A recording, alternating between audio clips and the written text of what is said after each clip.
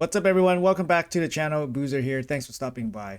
In today's video, we're going to have a conversation about He-Man, how I really feel about He-Man, how I can never get He-Man, and what is He-Man actually good for and how good he actually is. So, unfortunately for the content creators, we actually don't get access to He-Man or actually Skeletor. So if you guys aren't aware, Skeletor is the brand new login champion. So there he is. We actually don't have access to him, so we can't actually play test him and give you guys an honest opinion about him, at least play tested. As for He-Man, if you guys have been living under a rock for the last 24 hours, He-Man is part of the brand new Champion Pass. We have had these in the past. I believe Xena was the most recent one this year. And she was basically in the same way. You can basically just buy the champion. So here you can just go into here.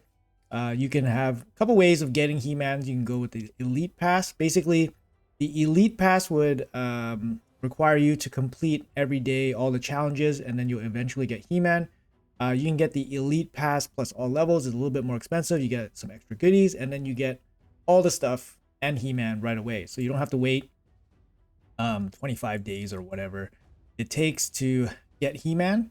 Honestly, most of the rewards here are kind of like nothing. Like, for example, like 50k silver, that's basically nothing. For these arcane potions, basically nothing. There's a lot of nothing in here, a lot of fillers, for example. Like, basically every time you see silver, it's basically nothing. They need to add like at least a 0 to these silver stash rewards for it to be significant. Like, if you get 1 million here, like, okay, fine, that might actually allow you to gear one champion. You know, take gear off of one champion. But yeah, so we're looking at a ham for the free-to-play version, and then of course you get He-Man at the end of the paid version. So with any of these like collabs, it's going to be a limited time thing. So He-Man here is only going to be available about 8.5 weeks, 2 months. And then if you want to do the Elite Pass for He-Man, it's going to take you 25 days. Make sure you guys plan accordingly. You guys don't need to buy the stuff right away. You still have some time to think about it. And of course, if you want it all right away, you just pay a little bit more money. It's 40 US and 60 US, so that's the package deal. Whether you think that He-Man is worth $40 or not, it's hard to say, right? Like, $40 for a champion in this game is, relatively speaking, very cheap. And a champion that is pretty good, actually. From playtest footage, I've seen him. He ignores Stone Skin, right? So the big thing about He-Man is that he ignores, come on, can't get to him, come on, get to him. Okay, sorry, here it is. So he ignores Stone Skin. So there's actually not too many champions that can ignore Stone Skin. So if you need a damage dealer that can kind of ignore Stone Skin or go through Stone Skin, for arena mainly, of course, He-Man could be your guy. He could be your guy. He's also self-sustaining. He can place an increased buff on himself, and then he takes a go. He doesn't get an extra turn if he kills somebody, which you see a lot of these champions do that are really good. For example, like, you know, just compare him to like Georgid, for example. Georgid has the ignore Stone Skin ability, and then after you kill somebody, you get an extra turn, for example, on it in his kit. But for He-Man, he gives your whole team 30% turn meter if he kills somebody. On a 4-turn cooldown as well. I think this is probably one of his biggest kind of selling points, to be honest. His AoE, it actually hits pretty good. It hits pretty good. It has a big stack ceiling, 500%. But to get to that ceiling, it's not that easy, right? Because you have to basically keep stacking buffs until you reach this, basically 50 buff limit. And then you unload your giant nuke, AoE nuke. It's a 3-turn cooldown nuke, by the way. So you unload this giant nuke, but after you do that, you have to stack up the buffs again. And if you basically are holding off this ability to stack up buffs, you're basically losing your damage per turn, right? Or damage per second or whatever. But basically you're losing your damage per turn if you have to wait and hold off using this ability. So unfortunately, you can't really look at this skill as a 500% potential skill. You basically look at this skill as a skill that can ramp up damage, but you can only ramp it up for basically the cooldown, three-turn cooldown. So in the 3 turns that this I have the power comes back to you, you can ramp it up with buffs and stuff. So your buff ramp up rate is what really determines how strong this ability is. Because if you start holding off on this 3-turn cooldown AoE, you're just losing damage overall. Useful passive here that increases his attack and HP by pretty significant. Also places the strengthen on himself, and he's immune to petrification. I mean, it's good. It's fine survivability passive. It's nothing too insane, but it's fine. Great speed aura. This is actually very important for like damage dealers nowadays, where damage dealers having the speed aura in arena. It's actually very, very useful. You no longer need to rely on having supports with the speed auras. Having it on He-Man, very, very good. His A1 here, he placed an extra hit against the Corrupted.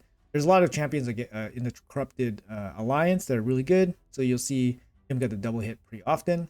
So is he worth 40 bucks? I mean, his big sell point is his A2, right? Otherwise, he's just an AoE damage dealer. Like Thor, for example, is probably going to deal more AoE damage than He-Man. To be honest, they're both magic affinity. Yeah, they could both self-buff themselves. I think Thor is way better. Thor is way better. Thor's A1 hits incredibly hard. It can be a quad hit. He has multiple AoEs and an AoE passive that just passively deals damage. He has an attack in all auras battle versus the speed in arena. I mean, that's negligible, maybe. I think the speed in arena is probably better.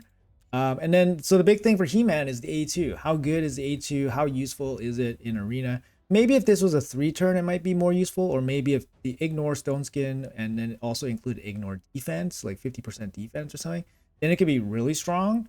But I think as is his kit, it's not bad. It's not bad, but it's nothing you will, you know, really miss in the late game. However, if you're kind of like willing to spend money in this game, and you're pretty new into this game, I think He-Man's a decent damage dealer. He's a decent damage dealer. You get a decent amount of like beginner stuff to get him started, right? You get the glyphs, you get a little bit of instinct gear, which is basically a damage set. You get some accessories for him. It's not bad to have basically like a $40 champion with basically geared out with some goodies that you can play with right away and can hit reasonably hard. If you compared him to somebody like Xena, who is the last Battle Pass champion, I think Xena's probably a little bit more easier to use, just because he doesn't need the whole buff stacking ability. Xena really counters hard, for example, Sifi, and I think I do see her used a little bit in arena. Whereas He-Man, unless you're really hurting for the Stone Skin ability, I don't think he's gonna get used. Like maybe his I Have the Power, you can maybe start him off with like Necrit, and then he'll just buff this one up. But unless you really need him to go fast with Stone Skin, like a Stone Skin killing champion, he might work well for you. But Georgia is like infinitely better, but Georgia is a Void Legendary as well. That's the other thing too. Affinity matters a lot. There's a lot of strong Force Affinity champions that are support. Big one would be like UDK would be in Stone Skin. Galathier would be in Stone Skin, for example. Arbus, for example. Even somebody like Lady Mikage you see quite often. You also see like Harima. Like He-Man's gonna have no chance against Harima. But yeah, I think his affinity probably hurts him a little bit as a like support killing damage dealer. Personally, yeah, I wouldn't miss him too much because my account is pretty endgame and I have options outside of him. If I was new, I would definitely consider him, especially with the additional goodies that you get here. The glyphs are really nice. For example, the 6-star glyphs are really nice. The extra mythical instinct gear can be good. You get a couple chickens, but the big thing is like you don't have the books, right? So if you're new, you don't have the books. You're going to look at 9 books here, which is actually reasonable. But you need to look down and try to find 9 books to get the max value from this guy. Otherwise, there's not too many goodies here, even if you're a new player. Like there's very few usable, like solid pieces. Like what's that? Like I said, the silver is like nothing. You're basically after like the glyphs, right? There's no gems, there's no shards, so it's not going to help you gain resources to basically stack up to do fusions, which, obviously is very important for newer players just to build your roster and stuff, and there's no shards. So there's no shards, so you can't get additional champions. All these resources are basically just going to go into He-Man. So you're basically paying the full amount here just to build one He-Man. And even then, you're not even building the whole thing because you're missing the chickens, you're missing the books, of course. You're missing the masteries, which is like 800 gems minimum. Sorry, it's 800 gems to instantly buy them. But if you're new, you're probably buying them, or you're probably spending energy to grind it out. But there's none of that, right? There's not enough to fully build the He-Man. So I do have a little bit of gripe. Pass system, it's just not generous enough, I think. But like I said, if you value the champion, if you love the champion, $40 for a champion that you can target that is exclusive in this game is probably not an awful deal. And he doesn't seem awful or anything. He seems decent. So he's definitely can give you some satisfaction and value for you. Overall, though, I think you have to find, some reasons to pick this guy up. He's not going to be like a slam dunk champion that you're going to miss, just mainly because he's not going to be super easy to use. And if you have an account that makes it easy to use, you probably don't need him anymore. As for his kind of like exclusive partner in crime here, Skeletor, on first look, his kit looks pretty darn horrible. Would love to play test him a little bit, but we don't have the option to right now. Aesthetically, he looks pretty solid. But yeah, his kit looks pretty terrible for a free champion.